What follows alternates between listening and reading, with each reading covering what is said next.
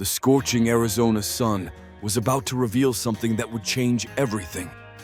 But sometimes destiny finds you in the most impossible places.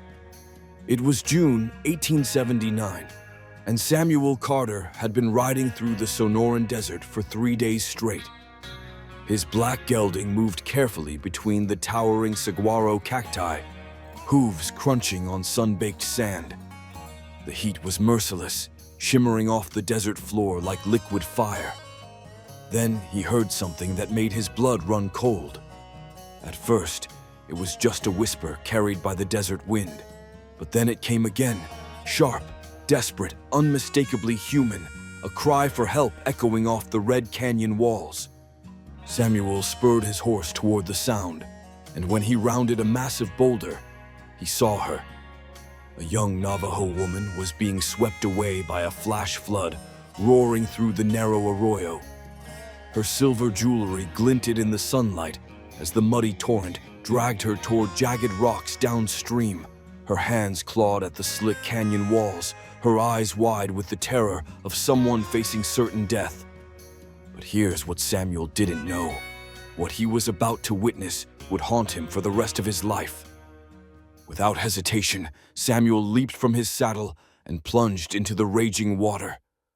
The current hit him like a freight train, spinning him sideways, but he fought against the flood until his fingers closed around her wrist. She gasped as he pulled her against his chest, both of them battling the torrent that seemed determined to claim them both. The muddy water filled his mouth, his lungs burned, but Samuel refused to let go. Step by agonizing step, he dragged them both toward higher ground until finally they collapsed on a ledge above the flood, both coughing and shaking. For long moments, she lay there motionless, her chest heaving, dark eyes darting between Samuel and the desert around them, as if she couldn't believe she was still breathing. Samuel asked her name in broken Spanish, but she remained silent, her lips trembling, her turquoise-beaded dress clinging to her skin. She possessed an otherworldly beauty, like the desert itself, harsh yet breathtaking, wild yet vulnerable. He stood, wringing muddy water from his shirt, and extended his hand. Slowly, hesitantly, she grasped it, her fingers delicate but strong. Samuel assumed that would be the end of their encounter. He figured she'd disappear into the desert, back to her people, and he'd continue his journey with nothing more than the memory of pulling someone from death's grip. He couldn't have been more wrong. When Samuel mounted his horse and began riding toward the trading post, she followed. He told her in simple words that she was safe now, that she didn't need to trail behind him, but she shook her head and walked barefoot across the burning sand, her expression impossible to read. All afternoon, she followed in silence, her presence somehow profound despite her lack of words. When Samuel made camp that evening beside a desert spring, she appeared at the edge of his firelight, watching him with those penetrating dark eyes. He prepared beans and hardtack over the flames, and when he offered her some, she accepted quietly, eating with small, careful bites. Her gaze never left his face, as if she was memorizing every detail of the man who had saved her life. Samuel didn't pressure her with questions, though his mind raced with curiosity. Why had she been alone in that dangerous arroyo? Where was her family? What had brought her to that deadly flash flood? Something in her silence told him that asking might break whatever fragile trust was building between them. Wait, because what happened next would change everything Samuel thought he knew about loyalty. That night, under a canopy of desert stars, she finally spoke. Her voice was soft like wind through sagebrush, but carried a weight of grief that made the warm air feel heavy with sorrow. She told him that Apache raiders had attacked her village 3 days ago, killing her parents and scattering her people like tumbleweeds across the desert. She had been fleeing toward her grandmother's pueblo when the flash flood trapped her in the arroyo. Her words came in halting English, mixed with her native tongue, like they were pulled from wounds that hadn't begun to heal. The meaning was devastatingly clear. She had lost everything except the desperate will to survive. Then she looked directly at Samuel, her obsidian eyes steady and unblinking, and said something that would echo in his mind forever. "You gave me life when the waters wanted death. Now I follow your path." Samuel laughed nervously, tried to explain that he was just a cattle buyer heading to Tucson, that she didn't owe him anything. But she shook her head with quiet determination. In her understanding of the world, Samuel wasn't just a stranger who happened to pull her from the flood. He was chosen by the spirits, a sacred bond she would honor, and such bonds among her people were never broken lightly. When dawn broke over the Sonoran desert, she was already sitting beside the dying coals, her long hair braided with small desert flowers, watching him with something fierce and protective burning in her gaze. Samuel realized then that no matter which direction he rode, she would be there. He had saved her from drowning in that flash flood, but somehow he had also bound himself to her destiny. What he didn't yet understand was that this was only the beginning of a journey that would test them both in ways he never imagined possible.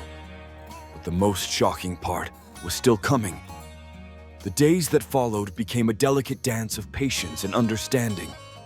Wherever Samuel traveled, she was there, walking several yards behind his horse, never asking for anything, never complaining, simply existing as though her place was permanently beside him.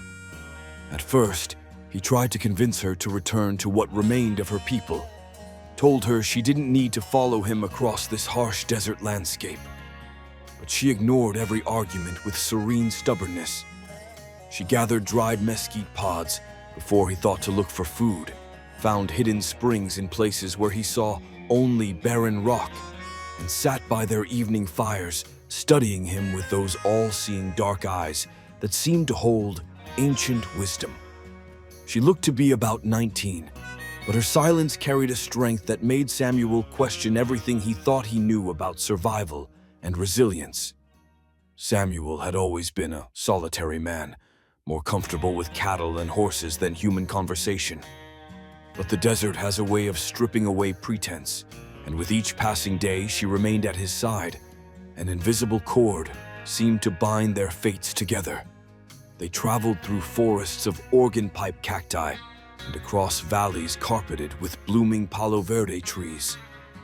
Then one scorching afternoon, smoke appeared on the distant horizon. She stiffened with recognition, whispering that it might be survivors from her scattered people. Against every instinct screaming danger, Samuel followed her toward that ominous smoke.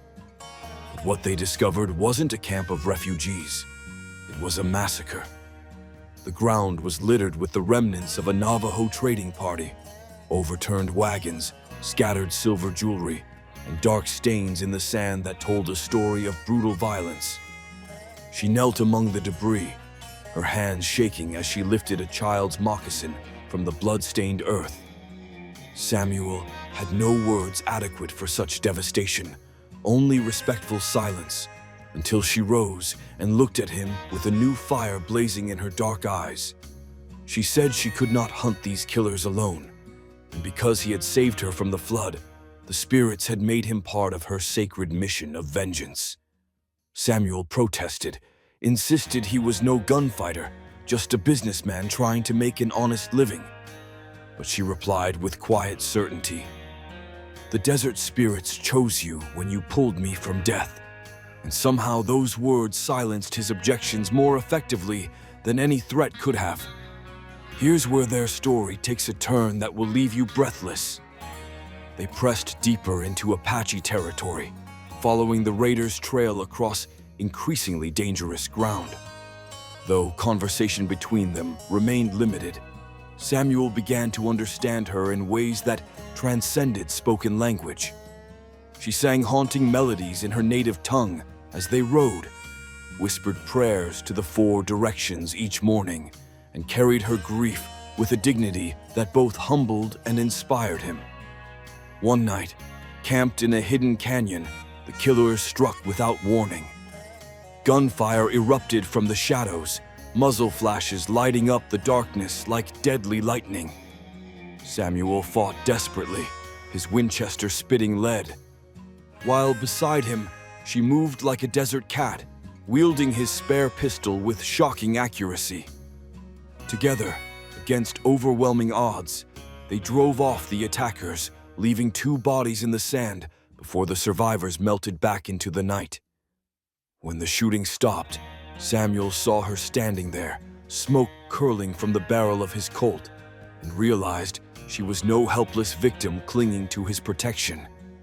She was a warrior seeking justice for her slaughtered people. Later, as they cleaned their weapons by firelight, Samuel asked why she insisted on dragging him into this deadly pursuit across the desert. Her answer was simple, but it pierced straight to his soul.